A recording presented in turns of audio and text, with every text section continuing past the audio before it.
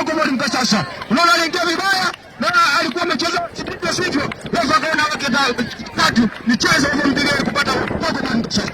Tafsiri ya mwamuzi ilimuonesha mpira, beki alikuwa ameufuata mpira kuushika. Kabisa pale namuona Akram anasogea nyuma ya mpira, mwamuzi anaruhusu, anachagua wapi?